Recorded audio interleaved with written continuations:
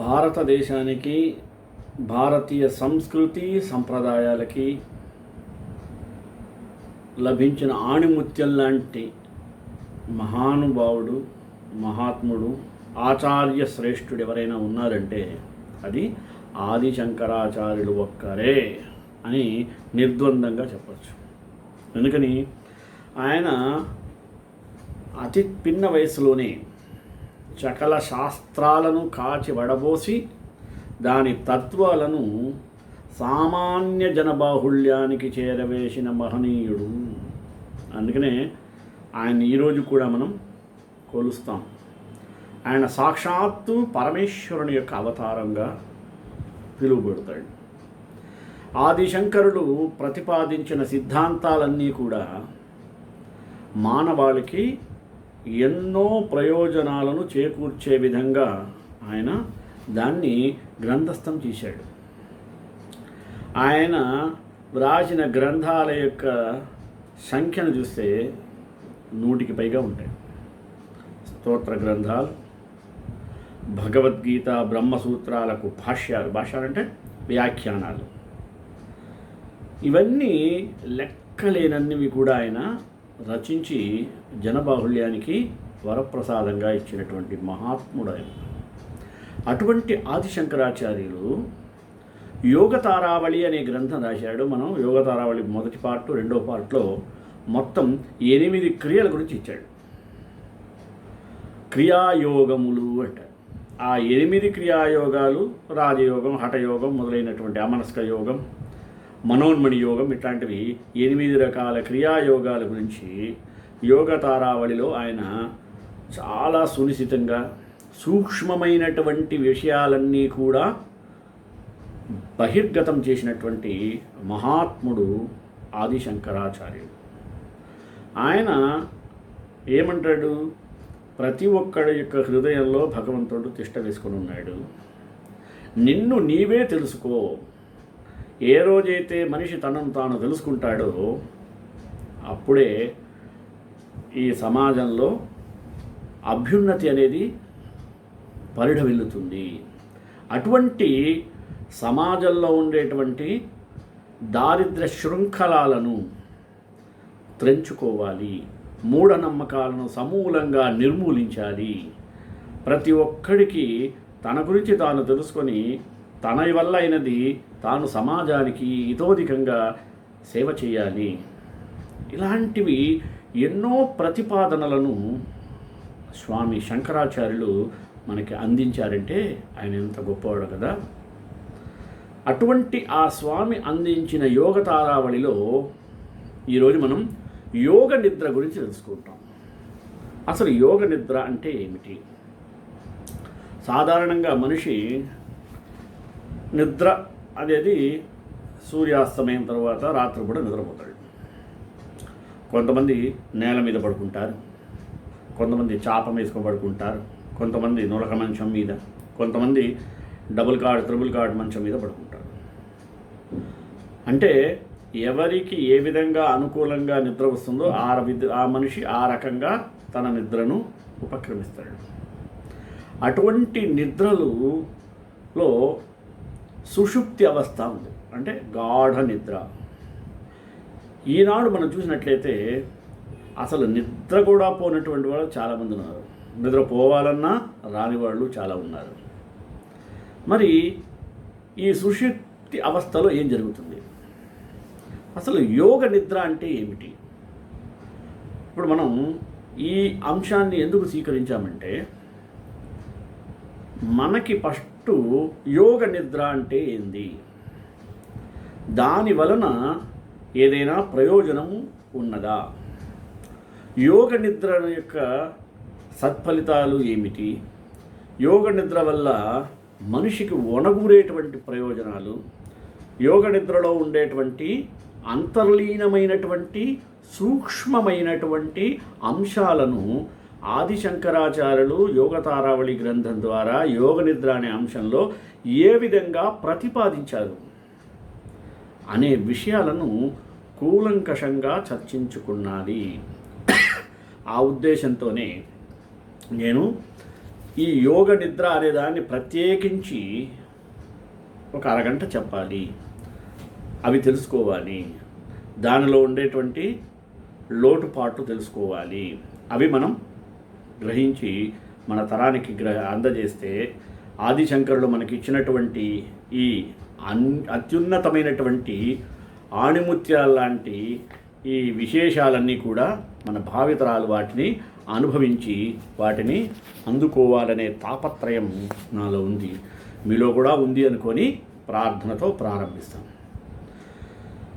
శివో మహేశ్వర శంభు పినాకీ శశిశేఖర వామదేవో విరూపాక్షః కపర్ది నీలలోహిత.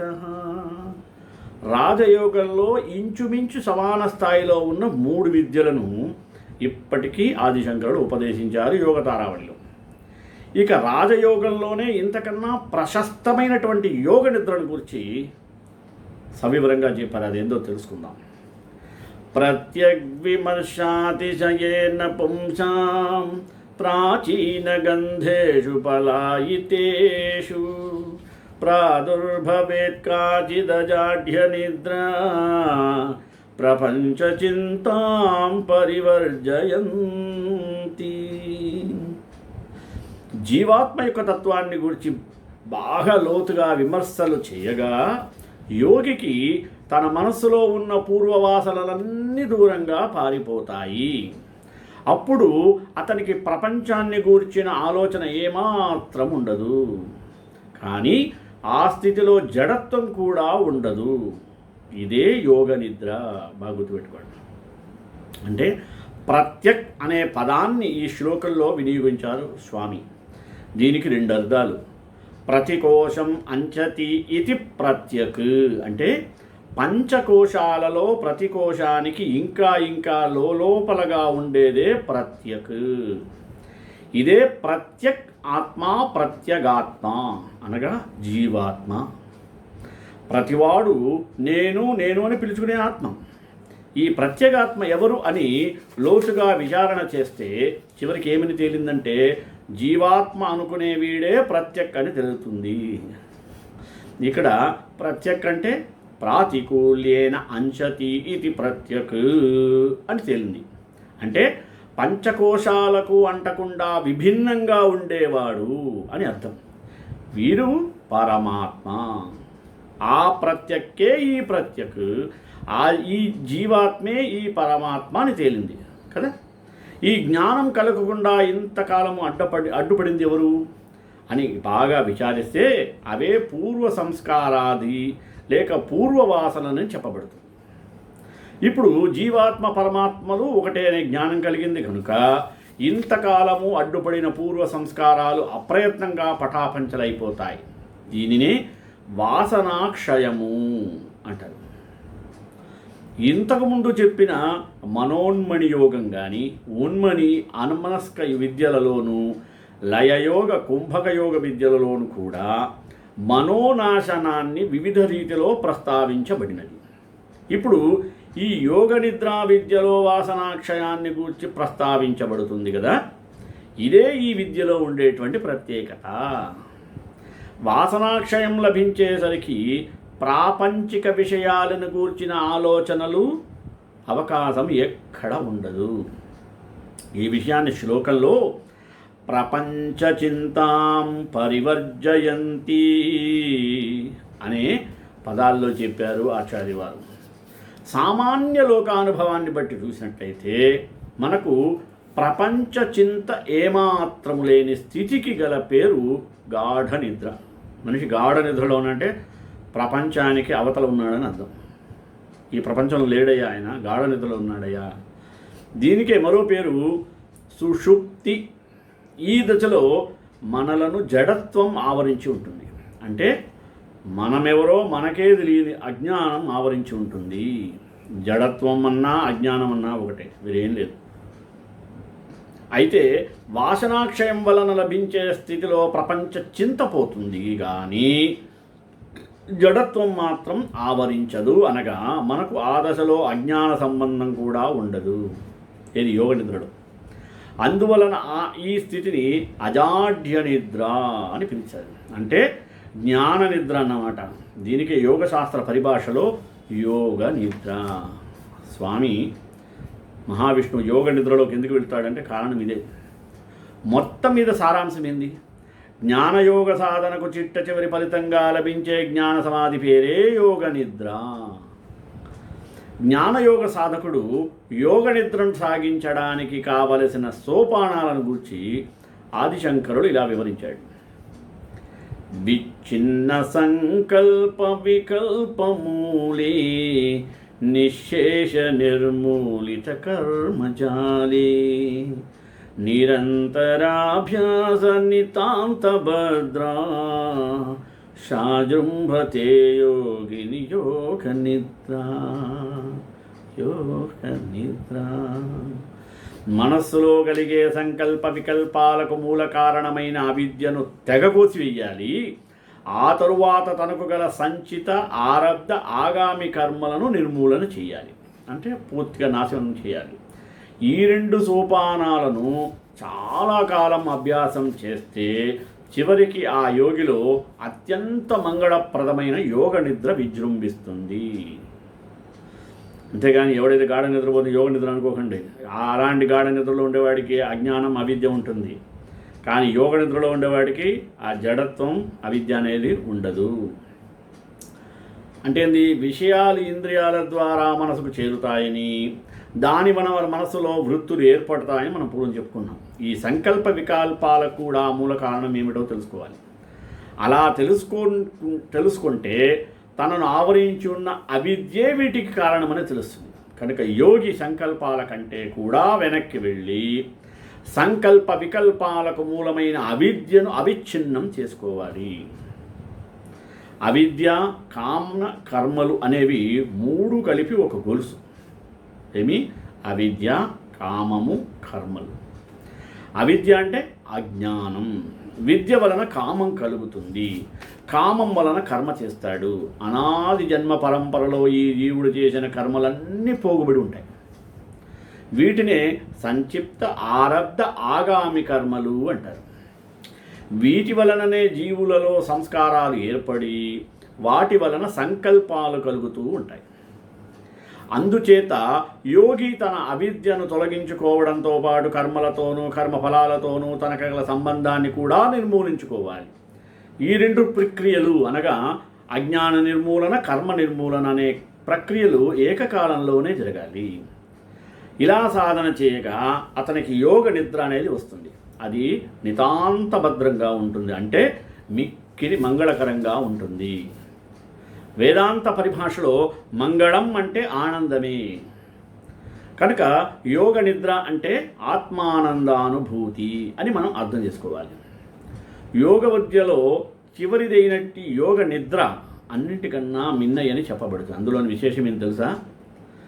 విశ్రాంతి మాసాద్య తురీయతత్వే విశ్వాద్యవస్థాత్రితయో పరిస్థే సంవిన్మయీ కామపి సర్వకాలం నిద్రాం సఖే నిర్విష నిర్వికల్పాం. మిత్రమా, విశ్వడు, తైజసుడు, ప్రాజ్ఞుడు అనే ముగ్గురికి సంబంధించిన జాగ్రత్త, స్వప్న, సుషుప్తులనే మూడు అవస్థలు ఉన్నాయి. వాటికి పైన తురీయావస్థ అనే ఒక శయ్య ఉంది. నీవు దాని మీద విశ్రమించి అడ్డు ఆపు లేకుండా ఎల్లకాలము నిద్రపో. ఆ నిద్ర ఇలాంటిదని నిర్మించి చెప్పేందుకు వీలు లేదు. ఆ నిద్రలో వికల్పాలు లేవు. అదే జ్ఞానమయమైన నిద్ర. మహర్షులకి ఉండేటువంటి నిద్రనే యోగ నిద్ర అంటారు. వాళ్ళు ఆ యొక్క తుర్యావస్థకు చేరుకున్నారు కాబట్టి జ్ఞానముతో కూడిన యోగ నిద్రను వారు అనుభవిస్తున్నారు. అంటే కవితామయంగా కనిపిస్తున్న ఈ శ్లోకంలో శంకరాచార్యుల వారు అనేక వేదాంత రహస్యాలను ఆదరిస్తున్నారు. అంటే ఉన్న జీవుడు ఒక్కడే, వాడికి మూడు అవస్థలు ఉన్నాయి: మెలకువ, కళ, నిద్ర. వీటినే జాగ్రత్త, స్వప్న, సుషుప్తి అంటారు. ఆ జీవుడే జాగ్రత్త స్థితిలో ఉంటే అప్పుడు వాడికి విశ్వడు అని పేరు పెట్టాడు. స్వప్న స్థితిలో ఉంటే తైజసుడు అని పేరు పెట్టాడు. సుషుప్తి అవస్థలో మరి ప్రాజ్ఞుడు అని పేరు పెట్టాడు. ఇవి ఒకడికే మూడు పేర్లని మర్చిపోరాదు. కాగా ఒకే జీవుడు కొంతసేపు విశ్వనిగా, మరికొంతసేపు తైజస్నిగా, ఇంకొంతసేపు ప్రాజ్ఞనిగా వేషాలు మార్చుకుంటూ ఉంటాడన్నమాట. ఆ వేషాలు తగ్గట్టుగా వాడు నాటకమాడే వివిధ రంగస్థలాలే జాగ్రత్త, స్వప్న, సుషుప్తలు అనబడే 3 అవస్థలు. ఒక నటుడు ఒక చోట రామునిగా, మరొక చోట విష్ణువుగా వేషాలు వేసినా ఆ వేషాలు 3ఇంటిలోనూ అనుగతంగా వాడే ఉన్నవాడు. ఆ వేషాలేవీ లేకుండా తానింట్లో పనుకున్నప్పుడు కూడా వాడే ఉన్నాడు కదా. ఇలా వాడుగా ఉన్న స్థితి పేరే తురీయావస్థ. పైన చెప్పిన 3 అవస్థల వాడు కట్టిన వేషాలు ఈ తురీయ వేషం కాదు. అందువల్ల నిజానికి దీనిని తురీయావస్థ అనకూడదు. భాషా సౌకర్యం కోసం ఒక్కొక్కప్పుడు అలా అంటూ ఉంటాం. అలా అన్నా కూడా అది పై 3 అవస్థల వలె ఒక వేషం కాదని మనం మర్చిపోరాదు. అందుకే శంకరాచార్యుల శ్లోకంలో విశ్వద్యవస్థ అన్నారు. విషుడు మొదలైన వారికి సంబంధించిన 3 అవస్థలు, 4వది అవస్థ కాదు. అందుకనే దానిని తురీయ తల్పం అన్నారు. మామూలు జీవి తనను తాను ఎల్లప్పుడూ విష్ణుడి వేషంలోనో, తేజస్సు వేషంలోనో, ప్రాజ్ఞుడి వేషంలోనో చూసుకుంటున్నాడే కానీ ఏ వేషము కాని స్వస్వరూప స్థితిని చూసుకోవడం లేదు. అందుకే అతడు ఎప్పుడు ఏదో పాత్రలో నాటకం ఆడుతూ శ్రమ పడుతూనే ఉన్నాడు. ఏదైనా ఉపాయం చేత ఆ జీవి తన 3 వేషాలను వదిలి తన తురీయ రూపం దగ్గరకు చేరగలిగితే వాడు ఇక ఏ నాటకం ఆడవలసిన పని లేదు. అప్పుడు అతనికి మంచి విశ్రాంతి దొరుకుతుంది. అలాంటి విశ్రాంతి లభించే స్థానం కనుక ఆచార్యులు వారు దీన్ని తురీయ తల్పము అన్నారు. మామూలు పడకల మీద లభించే విశ్రాంతి నిద్ర ద్వారా లభిస్తుంది. మామూలు నిద్ర ఎంత ఉంటుంది? కొంతసేపు ఉంటుంది. దానిలో కూడా స్వప్నము, గాఢ నిద్ర అనే వికల్పాలు ఉంటాయి. ప్రత్యేకించి ఆ నిద్ర అజ్ఞానమయంగా ఉంటుంది. నేను ఫలానా రామయ్యనని, నేను ఫలానా అధికారినని గుర్తున్నంతసేపు అది నిద్ర కాదు కదా. అవునా కదా.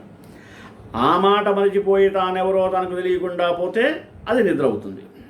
అప్పుడు అది లోక సామాన్యమైనటువంటి నిద్ర. దీనికి విరుద్ధంగా తురీయ తల్పం మీద లభించే నిద్ర జ్ఞానమయంగా ఉంటుంది. ఎందుకు?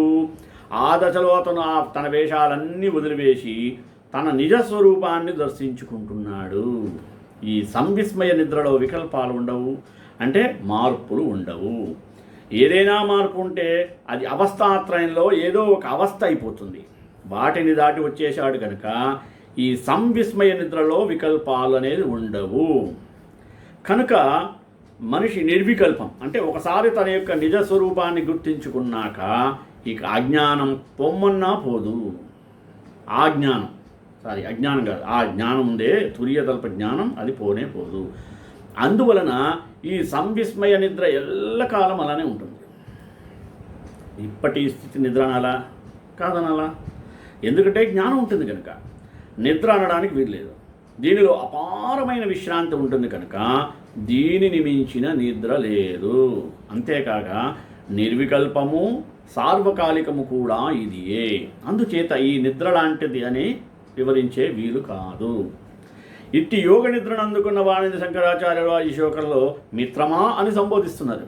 దీనిని బట్టి ఇది ఆచార్యస్వామి వారి యొక్క సహజ స్థితి అని, ఇదే జ్ఞానయోగ విద్యకు పరాకాష్ఠ అని మనం అర్థం చేసుకోవాలి.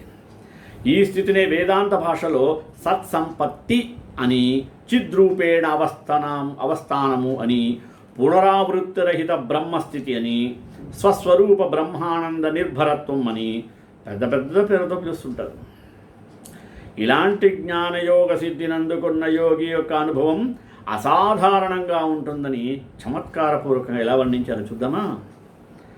ప్రకాశమానే పరమాత్మ బాణౌ నశ్యత్య విద్యాతిమిరే సమస్తే అహో బుధా నిర్మల దృష్టయోపి కించిన్న పశ్యంతి జగత్ సమగ్రం. పరమాత్మ అనే సూర్యుడు ప్రకాశిస్తూనే ఉన్నాడు. అవిద్య అనే చీకటి తొలగిపోయింది. వాళ్ళు పండితులే, వాళ్ళ దృష్టి బాగానే ఉంది. అయినా కూడా మరి ఔరరా వాడికి ప్రపంచం ఏమాత్రం కనిపించడం లేదు. అంటే కవిత్వ మర్యాదలో దీనిని విరోధాభాసము అంటారు. మామూలుగా ప్రపంచం కనిపించాలంటే సూర్యుడు ఉదయించాలి, చీకటి పోవాలి, చూసేవాడి కన్ను బాగుండాలి, వాడికి బుర్ర కూడా ఉండాల్సి అంత మెదడు ఉండాలి. ఇది మామూలు లోకస్థితి. ఇక్కడ యోగ నిద్రను సాధించిన మహాయోగులు ఉన్నారు. వీళ్లకు బ్రహ్మాండమైన మెదడు ఉంది, వీళ్లకు మాలిన్యం లేని దృష్టి ఉంది. దృష్టి అంటే జ్ఞానం. అంటే జ్ఞానమయమైన దృష్టితో వాళ్ళు చూస్తున్నారు. మరి అంతకుముందు వాళ్ళను ఆవరించి ఉన్న ఆ అవిద్య అనే చీకటి ఇప్పుడు తొలగిపోయింది. ఇక పరమాత్మ అనే సూర్యుడు వాళ్లకు దేదీప్యమానంగా ప్రకాశిస్తూ ఉన్నాడు. అంటే పరమాత్మ అనే జ్ఞానం వాళ్లకు స్పష్టంగా కలిగింది. అలాంటి దశలో వాళ్ళకేమి కనిపిస్తున్నది? అంతటా పరమాత్మ ఒక్కడే నిండి నిబీకృతమై ఉన్నాడు అని కనిపిస్తుంది. ఇక వారికి వేరే ప్రపంచం కనిపించడం లేదు.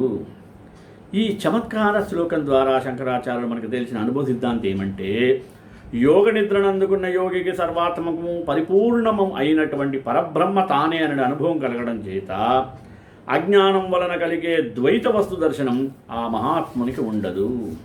అందుకే ఏమన్నారంటే తెలిసిన, సిద్ధింతతా విధమనో విలయాం సమాధౌ శ్రీశైలశృంగకుహరేషు కదోపలప్స్యే గాత్రం యదా మమలతాః పరివేష్టయంతి కర్ణే యదా విరచయంతి ఖగాశ్చనీరం. శ్రీశైల శిఖర గుహలో ఈ మనోలయ సమాధి స్థితి నాకు ఎప్పుడు లభిస్తుందో కదా, ఆ స్థితిలో నా దేహం చుట్టూ లతలు అల్లుకుపోతాయి, నా చెవుల్లో పక్షులు గూళ్ళు పెడతాయి. ఈ శ్లోకంలో యోగ నిద్రాస్థితి కలిగిన యోగి ఎంత నిశ్చలంగా రాతి బొమ్మలాగా ఉండిపోతాడో మనకు వివరించారు ఆచార్యులు వారు.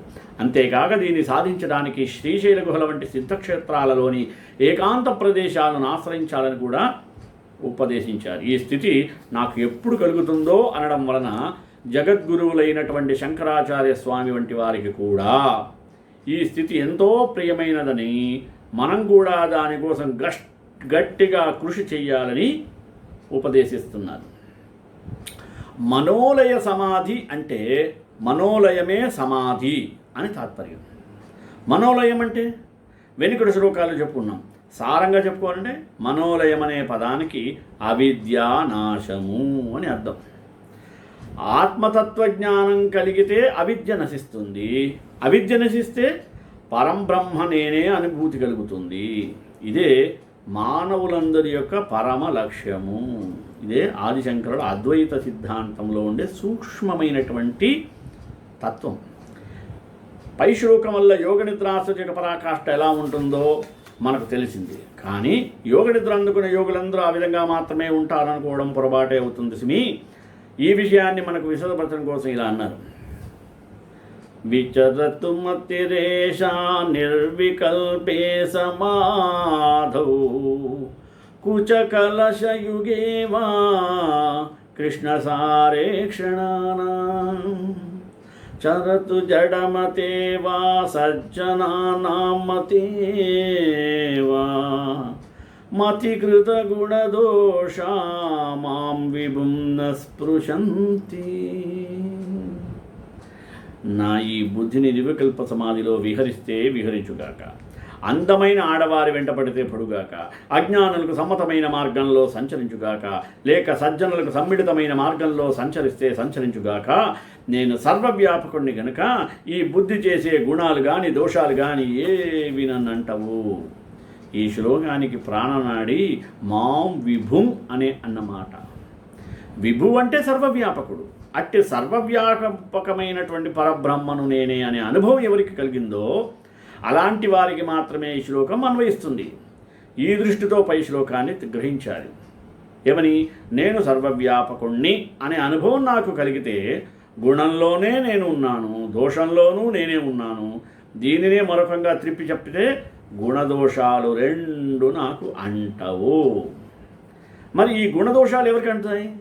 బుద్ధికి అంటుతాయి. బుద్ధి సర్వవ్యాపకం కాదు, అందువలన అది ఇటు అటు తిరుగుతూ ఉంటుంది. ఆ బుద్ధికి పూర్వకర్మ అంటూ ఒకటి ఉంటుంది. అందుకని బుద్ధి కర్మానుసారిణి అన్నాడు భగవద్గీతలో గీతాచార్యుడు. దాన్ని బట్టేది ఒకసారి దుర్జన మార్గంలో తిరుగుతుంది, అప్పుడు అది యోగ సమాధుల్లో పడుతుంది. ఆ బుద్ధి ఎక్కడ పడ్డానని అనుకుంటున్నా అది నిజానికి నా మీదే పడుతుంది. ఎందుకంటే అది చూచే వస్తువులన్నింటినీ అధిష్టాన రూపంగా సర్వవ్యాపకంగా నేనే ఉన్నానుగా. ఆ బుద్ధి ఒక్కొక్కప్పుడు గుణాలలో పడ్డాను అనుకుంటుంది. అదే వేటిని చూసి మంచి వస్తువులు అనుకుంటుందో అవి సత్యమైన వస్తువులు మాత్రం కావు. అవి వేటిని చూసి చెడ్డ వసలు అనుకుంటూనే వాటి వ్యామోహంలో పడుతుందో అవి కూడా సత్యమైన వస్తువులు కావు. వాటికి వీటికి కూడా అధిష్టానంగా ఉన్న నేనొక్కడినే సత్యమే వస్తువు. అందువలన ఈ బుద్ధి గుణంలో పడ్డాను అనుకున్నప్పుడు, దోషంలో పడ్డాను అనుకున్నప్పుడు కూడా నా మీదే పడుతుంది. అందుచేతనే అబుద్ధి చేసే గుణదోషాలు నన్ను అంటవు. నేను నిత్యము శుద్ధమైన వాడిని, నేను నిత్యము పరిపూర్ణమైన వాడిని, నేను నిత్యము అసంగమైన వాడిని, నేను నిత్యము శివస్వరూపుడిని. ఆ స్థాయికి వెళ్ళిపోతారనమాట. యోగతారావళి గ్రంథం ద్వారా శంకరాచార్యులు మనకి 8 రకాల యోగ ప్రక్రియల గురించి బోధించారు. ఇలా కాకుండా ఈ యోగాలను లయోయోగము, రాజయోగము, హఠయోగమని కేవలం 3 యోగాలుగానే విభాగం చేసే పద్ధతి మరొకటి ఉంది. దాని ప్రకారం కేవల కుంభకం అనేది హఠయోగంలో అంతర్భాగమే అవుతుంది. అలాగే మనోన్మని, ఉన్మని, అమనస్క, యోగ నిద్రలు 4 రాజయోగంలో అంతర్భాగాలైపోతాయి. అంటే లయయోగాన్ని గురించి చెప్పేటప్పుడు 1,25,000 లయయోగ విద్యలు ఉన్నాయని, ఇన్ని ఉన్నా వాటిలో నాదానుసంధాన విధానం ఒకటే ఉత్తమోత్తమని ఆచార్య స్వామివారు చెప్పారు. తాంత్రిక గ్రంథాలలో చెప్పిన ఇతర లయ విధానాలన్నీ ఘోర నియమాలతో ముడిపడి ఉన్నాయి. నియమాలు తప్పితే ఘోరాది ఘోరమైన దుష్పరిణామాలు సంభవిస్తాయి. అందువలన సాధకులు వాటి వైపుకు పోకపోవడం చాలా మంచిది. కాదని జగద్గురుడు కరుణతో మిత్రుడై మనను హెచ్చరిస్తున్నారు. దానిని మనము మర్చిపోరాదు. ఇక హఠయోగ ప్రక్రియల్లోకి వచ్చేసరికి ఆ ప్రక్రియలు వేరే కొలది ఉన్నాయని ఆచార్య స్వామి వారే చెప్పారు. వాటిలో 2 ప్రక్రియలను మాత్రమే, అనగా బంధత్రయ యోగము, కేవల కుంభక యోగం అనే వాటిని మాత్రమే ఆయన స్వీకరించారు. ఇక్కడ కూడా హఠయోగ ప్రక్రియల వెంట పరిగెత్తే వారికి హెచ్చరిక ఉంది. సాధారణంగా స్వామి ఆ ప్రక్రియల్లో ఇతర సిద్ధులు కూడా కొన్ని వచ్చి పడతాయి, నిజమే. కానీ ఆ సిద్ధుల వల్ల ప్రమాదాలు కూడా ఉంటాయి. అందుకే ఆ ప్రక్రియలను ఆయన ఆదరించలేదు. ఇక 3వది రాజయోగము. కొందరు అష్టాంగ యోగాన్ని రాజయోగం అని పిలుస్తారు. కానీ శంకరాచార్య స్వామి వారి అభిప్రాయంలో జ్ఞానయోగమే అసలైన రాజయోగము. చిత్తాన్ని అచిత్తంగా చేయటమే యోగము. దానికి 2 మార్గాలు. అంటే మొదటి మార్గం ప్రాణస్పంద నిరోధం. దీనికి మళ్ళీ 2 విధాలు, హఠయోగము, అష్టాంగ యోగము అని. ఇక 2వ మార్గం వాసనా పరిత్యాగం. ఇదే జ్ఞాన మార్గం. వశిష్ఠ మహర్షి యొక్క యోగ వాసిష్టంలో ఒక చోట ఇలా అన్నారు: వాసనా సంపరిత్యాగాత్ చిత్తం గచ్చత్యచిత్తతాం ప్రాణస్పంద నిరోధాశ్చ యథేచ్ఛసి తథా కురు. రామ, వాసనా పరిత్యాగం వలన, ప్రాణస్పందన నిరోధం వలన కూడా చిత్తం కాకుండా పోతుంది. ఈ 2 మార్గాలలో కూడా సమన్వయం ఏర్పరచుకోవాలి, అప్పుడు చిత్తం అచిత్తమవుతుంది అన్నాడు ఆయన. ఈ వాసనా పరిత్యాగ విధానాన్ని ఆచార్యులు రాజయోగమని వ్యవహరించారు. ఈ యోగ తారావళి గ్రంథంలో విశేషం ఏమంటే, వేల కొలదిగా ఉన్న యోగ ప్రక్రియలో 3 ప్రత్యేకంగా విడదీసి ఇవి మీకు ఉత్తమోత్తమని మన కోసం నిర్ణయం చేసి పెట్టారు. ఇది మొదటి విశేషం. మరో విశేషం ఉంది. ఈ 3ను సమన్వయపరిస్తే ఇలా ఉంటుంది. 1, యోగ సాధకుడు మొదట్లో ప్రాణాయామ సాధన చేసి నాడీ శోధన ఆచరించి ఆ తరువాత ఇతర ప్రక్రియలోకి పోకుండా సూటిగా నాదానుసంధానంలోనికి వెళ్ళిపోయేవాడు. ఈ ప్రయత్నం జరుగుతూ ఉండగానే యోగి బంధత్రయాభ్యాసం చేయాలి. అంటే దానిలోంచి కేవల కుంభకాభ్యాసంలోకి ప్రవేశించాలి. 4, దాని సిద్ధి కోసం ఎదురు చూడకుండానే సాధకుడు మరోవంక తత్వశాస్త్రాధ్యయనం చేస్తూ జ్ఞాన దృష్టిని పెంచుకోవాలి. ఎప్పుడైతే ఆ తత్వ విషయంలో మనస్సు సందేహరహిత అవుతుందో అప్పుడు ఆ యోగి సునాయాసంగా రాజయోగంలోకి ప్రవేశించగలుగుతాడు అనే దాంట్లో సంశయం ఏమాత్రం లేదు. అప్పటికే ఆ యోగి కొంత నాడీ శుద్ధిని, కొంత కుంభక సిద్ధిని సాధించి ఉన్నాడు కనుక ఇప్పుడు జ్ఞానయోగ సాధన ద్వారా చేసే వాసన పరిత్యాగం కోసం కృషి చేస్తే అతనికి త్వరలోనే శ్వాస ప్రచారం ఆగిపోతుంది. అనగా అతను హఠయోగ ప్రక్రియ ద్వారా ప్రయత్నించిన కేవల కుంభకం ఇప్పుడు అతని సులభ సాధ్యమవుతుంది. ఆ విధంగా కేవల కుంభకాన్ని సాధించి తన ప్రత్యేక విమర్శ ప్రక్రియను కనుక సాగించినట్టయితే అతని ప్రాచీన వాసలన్నీ సమూలంగా తొలగి మనోన్మని ఉన్మని అమస్కర విద్య ద్వారా యోగ నిద్రా స్థితికి త్వరితగానే అందుబాటులోకి వస్తుంది. మరి యోగ తారావళి గ్రంథము మనకు ఉపదేశించే అద్భుత యోగ సమన్వయం కూడా ఇదే. ఇది ఇతర యోగ గ్రంథాల్లో ఎక్కడ మనకు దొరకదు. ఇలా చెప్పినంత మాత్రాన లయయోగాన్ని పూర్తిగా సాధించరాదని కాదు, లేదా కుంభక యోగాన్ని కూడా పూర్తిగా సాధింపరాదని కాదు ఆచార్యుల యొక్క అభిప్రాయము. ఇటువంటి అభిప్రాయాల మీదే ఆచార్యులు తన యొక్క సైద్ధాంతికాలను నిర్మించుకున్నారు. అంటే త్వరగా పరమలక్ష్యాన్ని చేరాలనుకునేవారు ఎవరైనా సరే పైన చెప్పిన విధంగా మూడింటిని సమన్వయపరుచుకొని సాధన చేస్తే ఉన్నంతలో సులభంగా త్వరగా ఫలితం లభిస్తుంది అనేది ఆచార్యుడు ఘంటాపదంగా చెప్పారు. అటువంటి మహత్తరమైనటువంటి యోగ నిద్ర అనే దాని మీద ఆయన ఇచ్చిన వివరణకు మనం ఆయన పాదారవందాలు నమస్కారం చేస్తూ శ్రీకాంతాయ కళ్యాణ నిదయ నిదయద్రాం శ్రీ వెంకట నివాసాయ శ్రీనివాసాయ మంగళం మంగళ సాధనప్రయోగాచార్య పురోగమై సర్వైష గురువైరాచార్య సద్గురుదాయ మంగళం.